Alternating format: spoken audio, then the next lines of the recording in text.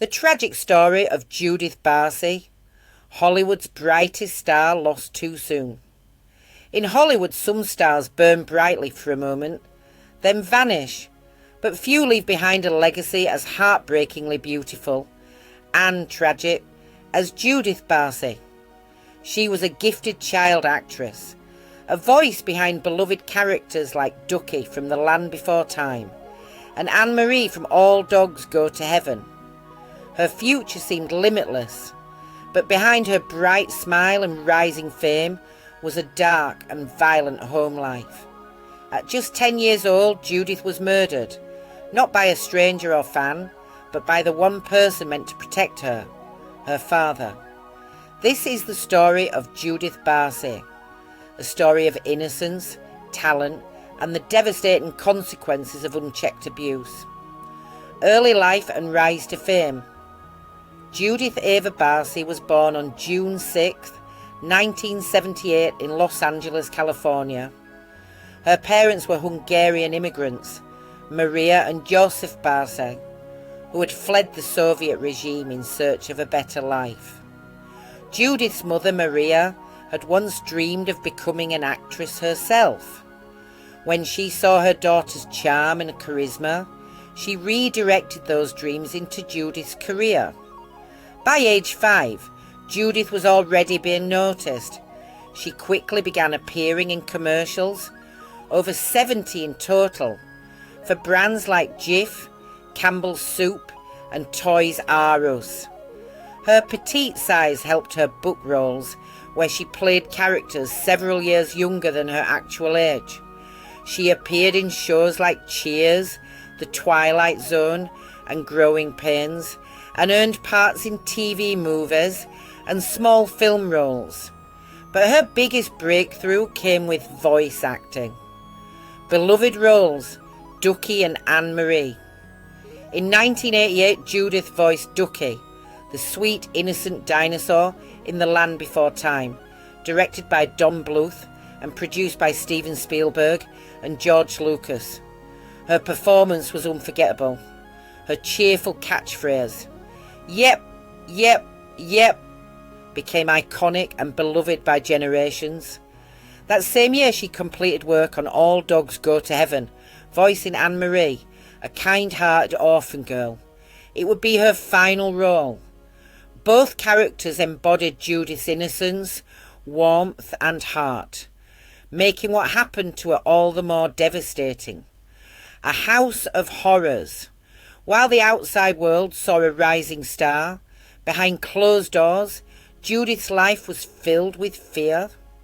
Her father, Joseph Barsi, was an alcoholic and known to be extremely controlling and violent. He had a history of threatening both Judith and Maria. He reportedly told them, "If you ever leave me, I will kill you." As Judith's fame and earnings grew, sometimes $100,000 a year, Joseph became more unstable. He was unemployed, jealous and abusive.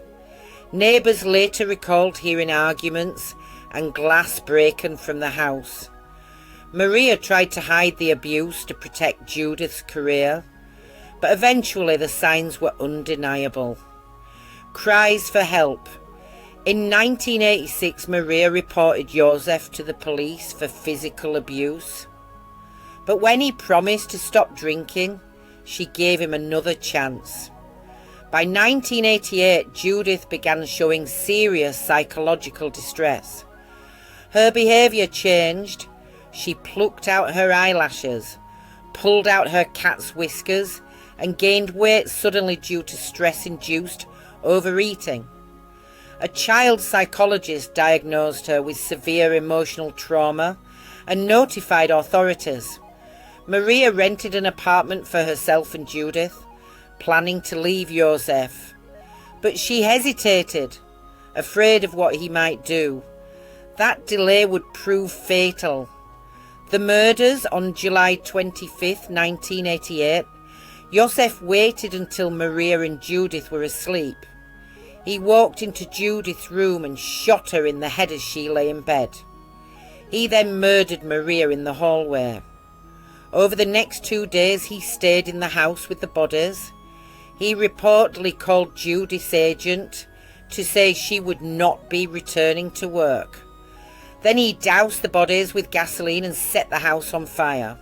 Finally, he turned the gun on himself and committed suicide in the garage. Judith was just 10 years old. Aftermath and public response. The news shocked Hollywood. Don Bluth, the director of The Land Before Time, said, "She was absolutely astonishing. She understood verbal direction even for the most sophisticated situations." He and many others believed Judith would have gone on to become a major star. The public was heartbroken. Her final film, All Dogs Go to Heaven, was released posthumously in 1989 and dedicated to her memory. In it, she sings Love Survives, a haunting farewell to a world she never got to grow up in. Judith and Maria are buried together at Forest Lawn Memorial Park in Los Angeles. Her gravestone reads, "Our concrete angel, yep, yep, yep." Legacy and what we must remember. Judith Barsi's legacy lives on, not just in the roles she played, but in the awareness her story raised about domestic violence.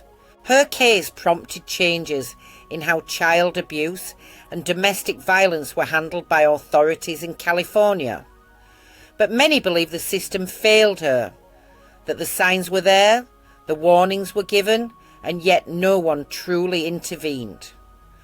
Judith's story is a tragic reminder. Abuse hides in plain sight. Fame does not protect, and silence can be deadly. Judith Barsi should have grown up to live a full, beautiful life. She should have become the star she was destined to be. Instead, we're left with her laughter, her performances, and her memory. Let's honour Judith, not just by remembering her story, but by speaking out when others are in danger. If you or someone you know is experiencing abuse, please reach out. Help is out there. Thank you for watching. If Judith's story moved you, please like and share this video to help raise awareness. Subscribe for more deep dives into the real lives behind the headlines.